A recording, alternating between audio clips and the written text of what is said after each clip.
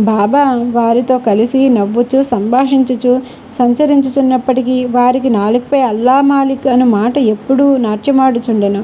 వారికి వావిదములు కానీ చర్చలు కానీ ఇష్టము లేదు. అప్పుడప్పుడు కోపం వహించినప్పటికీ వారెల్లప్పుడూ శాంతముగాను సంయమనంతో ఉండెడువారు. ఎల్లప్పుడూ పరిపూర్ణానంద వేదాంత తత్వముకు బోధించుడువారు. ఆఖరి వరకు బాబా ఎవరో ఎవరికీ తెలియదు. వారి ప్రభువులు భిక్షుకులకు ఒకే రీతిగా ఆదరించి అందరి అంతరంగములందు గల రహస్యములు బాబా తెలుసుకునేవారు. బాబా రహస్యములు వెలువచ్చగానే అందరూ ఆశ్చర్యమొగ్గుచుంటుండే. వారి సర్వజ్ఞులైనప్పటికీ ఏమీ తెలియని వారిలే నటించుచుండెరు.